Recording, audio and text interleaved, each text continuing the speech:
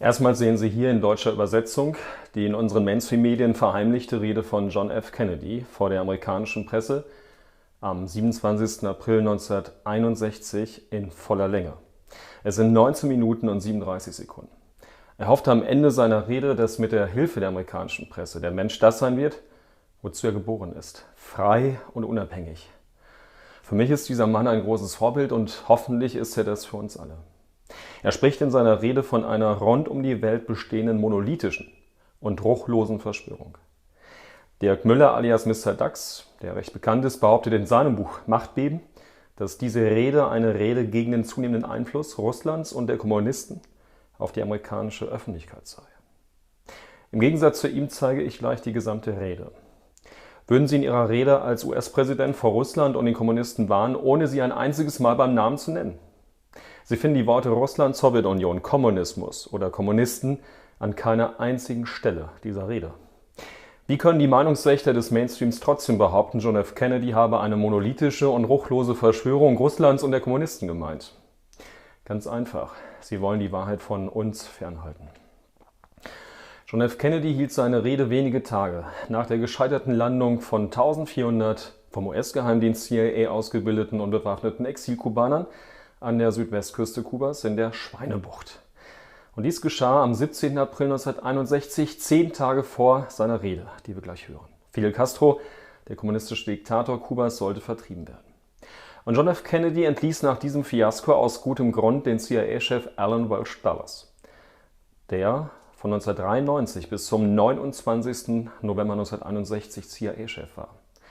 Und Kennedy machte sich einen mächtigen Feind mit seiner Entlassung. Am 11. Oktober 1963, wenige Wochen vor seiner Ermordung, hat dieser John F. Kennedy mit dem NSAM-Memorandum 263, welches wir neben mir einblenden, beschlossen, dass bis Ende 1963 1000 US-Militärangehörige aus Vietnam abgezogen werden sollten und bis Ende 1965 sollte es möglich sein, das Hauptkontingent amerikanischer Truppen aus Vietnam abzuziehen. Leroy Fletcher Prouty war unter Präsident John F. Kennedy 1962-1963 Chef der Spezialoperation für die gemeinsamen Stabschefs. Er hat an diesem Dokument mitgeschrieben und in diesem Buch erfährt man alles. Das Vorwort zu diesem Buch schrieb Oliver Stone. John F. Kennedy wurde am 22. November 1963 in Dallas ermordet. Ich schließe mich der Meinung von Leroy Fletcher Prouty und von Oliver Stone an, die nicht glaubten, dass ein Einzeltäter Kennedy umbrachte. Kennedys Ermordung ebnet den Weg für einen gigantischen Krieg in Vietnam und für vieles im Sinne der monolithischen und ruchlosen Verschwörung, die Kennedy in der folgenden Rede erwähnt. Kennedy war ein überaus beliebter US-Präsident mit einer Zustimmung von 58% bei seiner Ermordung.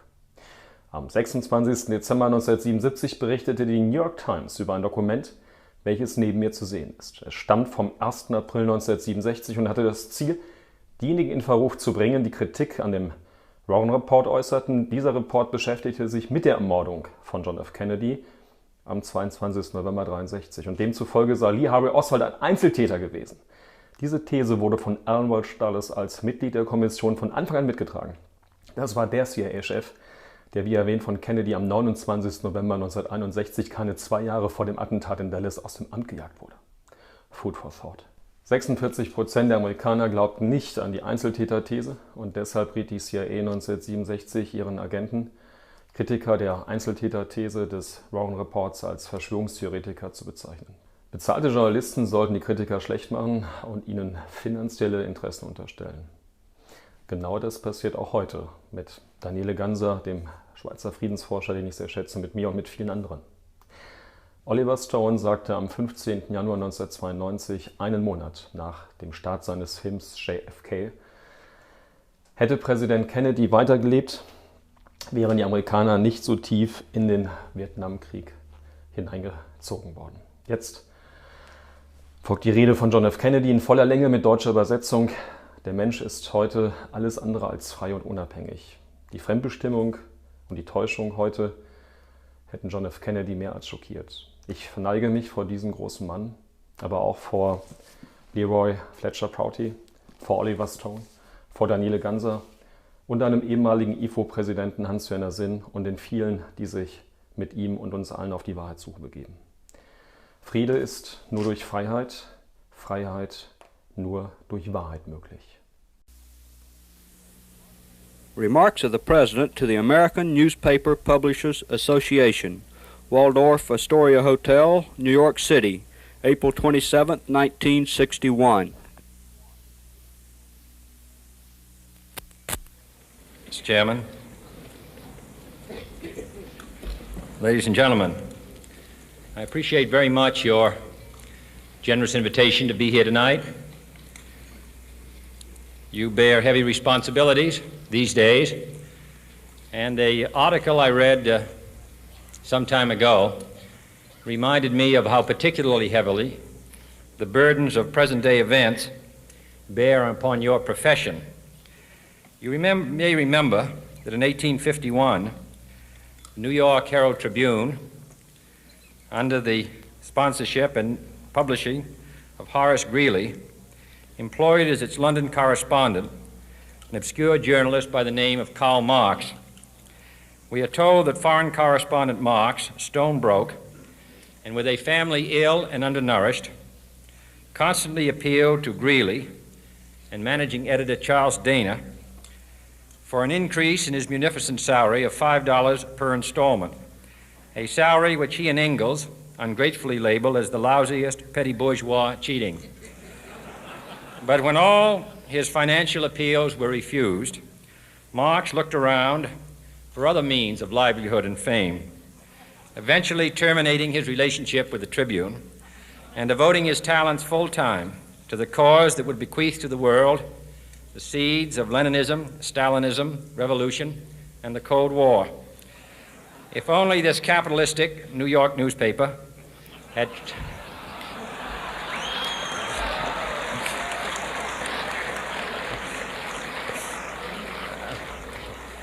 treated him more kindly, if only Marx had remained a foreign correspondent, history might have been different. And I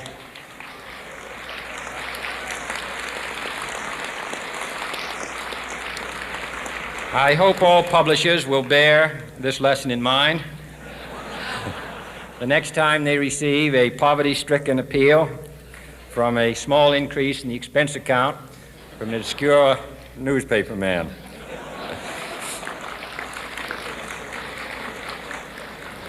I have selected as the title of my remarks tonight, "The President and the Press."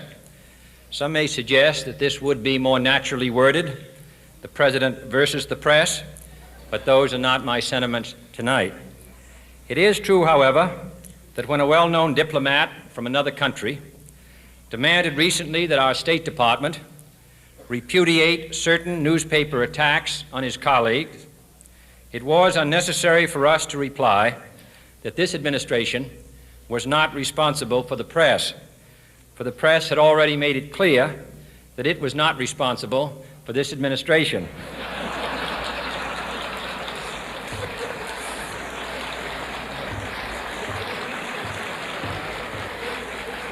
Nevertheless, my purpose here tonight is not to deliver the usual assault on the so-called one-party press. On the contrary, in recent months, I have rarely heard any complaints about political bias in the press, except from a few Republicans. Nor is it my purpose tonight to discuss or defend the televising of presidential press conferences. I think it is highly beneficial to have some 20 million Americans regularly sit in on these conferences to observe, if I may say so, the incisive, the intelligent, and the courteous qualities displayed by your Washington correspondents. Nor, finally, are these remarks intended to examine the proper degree of privacy which the press should allow to any president and his family. If, in the last few months, your White House reporters and photographers have been attending church services with regularity, that has surely done them no harm.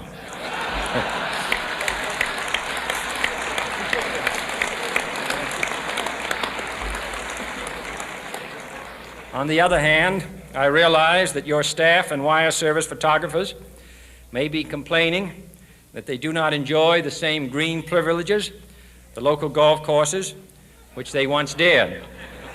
It is true that my predecessor did not object, as I do, to pictures of one's golfing skill in action, but neither, on the other hand, did he ever bean a Secret Service man. My topic tonight is a more sober one, of concern to publishers as well as editors. I want to talk about our common responsibilities in the face of a common danger.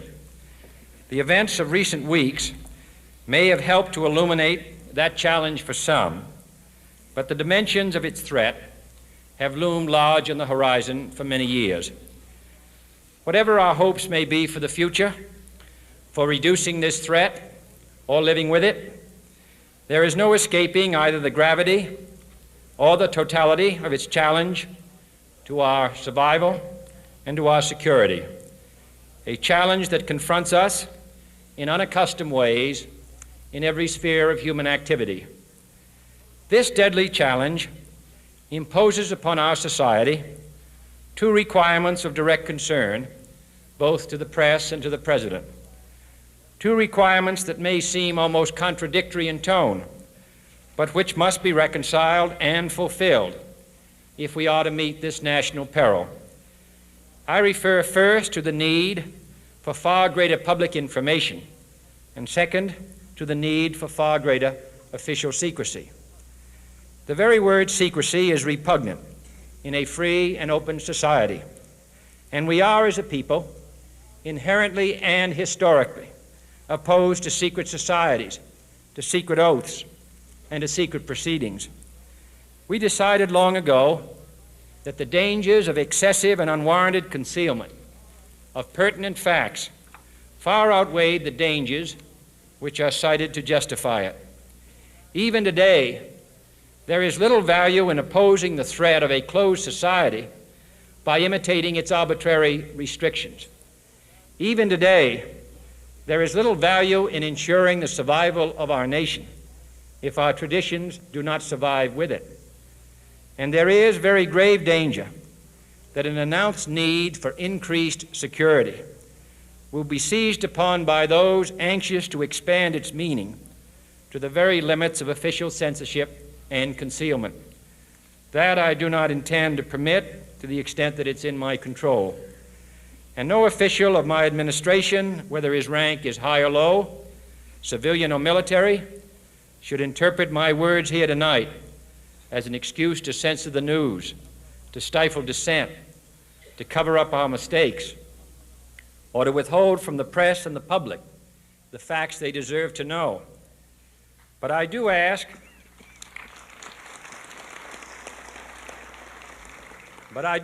every publisher, every editor, and every newsman in the nation to re-examine his own standards and to recognize the nature of our country's peril.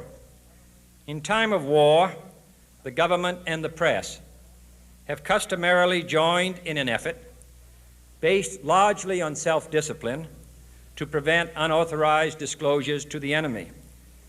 In times of clear and present danger, the courts have held that even the privileged rights of the First Amendment must yield to the public's need for national security.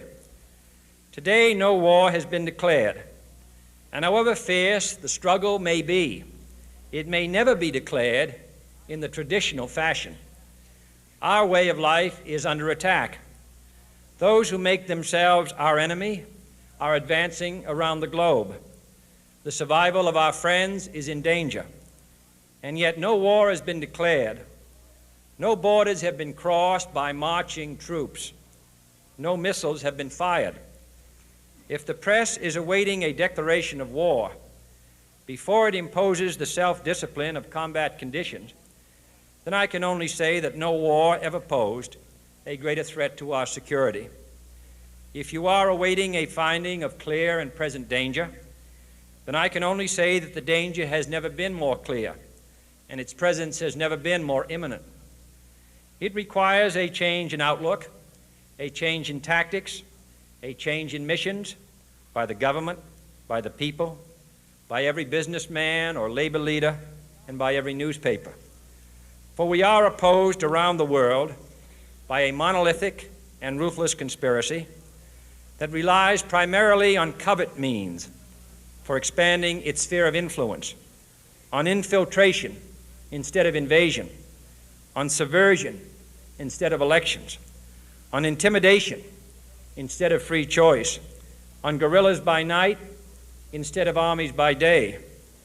It is a system which has conscripted vast human and material resources into the building of a tightly knit, highly efficient machine that combines military, diplomatic, intelligence, economic, scientific, and political operations. Its preparations are concealed, not published. Its mistakes are buried, not headlined. Its dissenters are silenced, not praised. No expenditure is questioned, no rumor is printed, no secret is revealed. It conducts the Cold War, in short, with a wartime discipline no democracy would ever hope or wish to match. Nevertheless, every democracy recognizes the necessary restraints of national security, and the question remains whether those restraints need to be more strictly observed if we are to oppose this kind of attack as well as outright invasion. For the facts of the matter are that this nation's foes have openly boasted of acquiring through our newspapers information they would otherwise hire agents to acquire through theft, bribery, or espionage, that details of this nation's covert preparations to counter the enemy's covert operations have been available to every newspaper reader, friend and foe alike, that the size, the strength, the location, and the nature of our forces and weapons, and our plans and strategy for their use have all been pinpointed in the press and other news media to a degree sufficient to satisfy any foreign power, and that in at least one case, the publication of details concerning a secret mechanism whereby satellites were followed required its alteration at the expense of considerable time and money. The newspapers which printed these stories were loyal, patriotic, responsible, and well-meaning. Had we been engaged in open warfare, they undoubtedly would not have published such items. But in the absence of open warfare, they recognized only the tests of journalism and not the tests of national security. And my question tonight is whether additional tests should not now be adopted. That question is for you alone to answer. No public official should answer it for you. No governmental plan should impose its restraints against your will.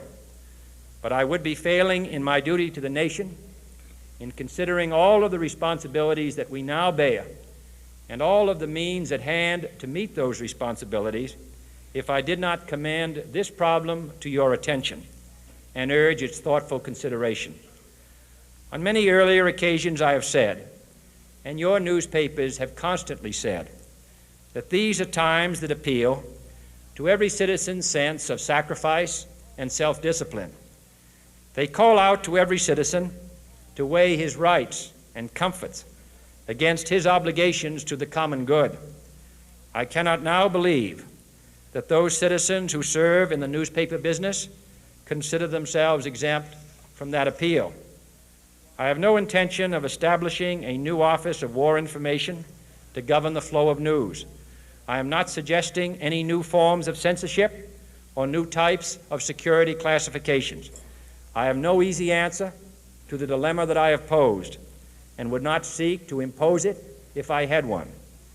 But I am asking the members of the newspaper profession and the industry in this country to re-examine their own responsibilities, to consider the degree and the nature of the present danger, and to heed the duty of self-restraint which that danger imposes upon us all. Every newspaper now asks itself, with respect to every story, is it news?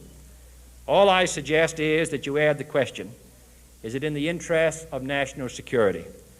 And I hope that every group in America, unions and businessmen and public officials at every level, will ask the same question of their endeavors and subject their actions to this same exacting test. And should the press of America consider and recommend the voluntary assumption of specific new steps or machinery, I can assure you that we will cooperate wholeheartedly with those recommendations. Perhaps there will be no recommendations. Perhaps there is no answer to the dilemma faced by a free and open society in a cold and secret war. In times of peace, any discussion of this subject and any action that results are both painful and without precedent. But this is a time of peace and peril, which knows no precedent in history. It is the unprecedented nature of this challenge that also gives rise to your second obligation, an obligation which I share, and that is our obligation to inform and alert the American people, to make certain that they possess all the facts that they need and understand them as well, the perils, the prospects, the purposes of our program, and the choices that we face. No president should fear public scrutiny of his program, for from that scrutiny comes understanding, and from that understanding comes support or opposition, and both are necessary. I am not asking your newspapers to support an administration, but I am asking your help in the tremendous task of informing and alerting the American people. For I have complete confidence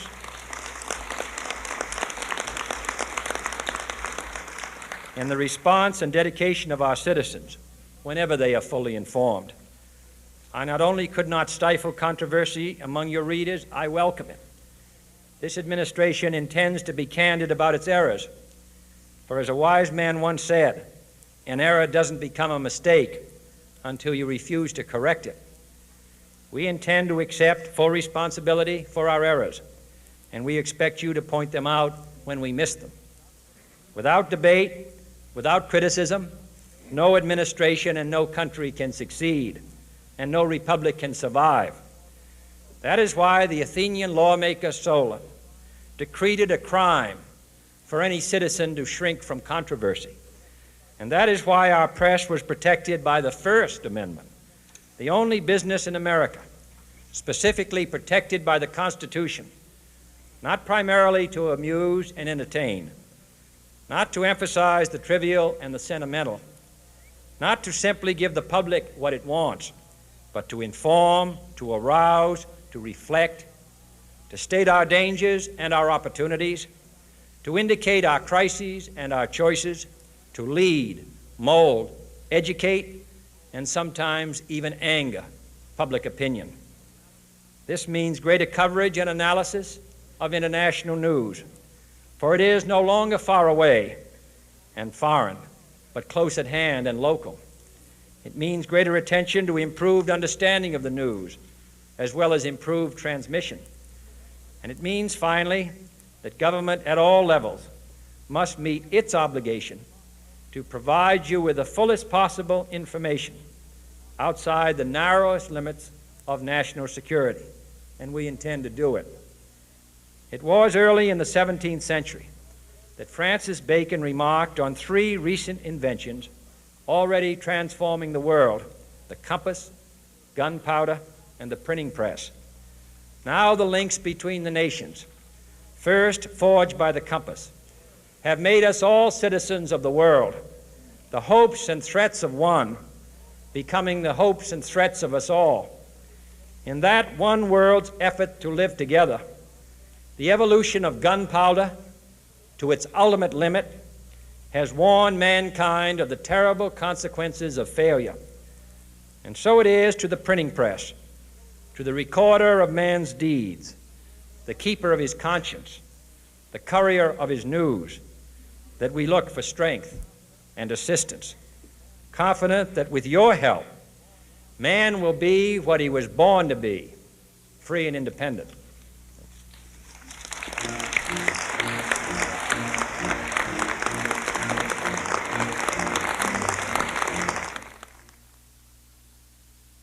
Frei und unabhängig sollte ein jeder von uns sein. Die heutige Fremdbestimmung müssen wir den Menschen vor Augen führen und wir sollten hoffentlich an einem Strang ziehen, wenn es darum geht, die Menschen zur Selbstbestimmung zu führen, damit wir alle das sind, wozu wir geboren sind, frei und unabhängig. In diesem Sinne, Gottes Segen und alles Gute.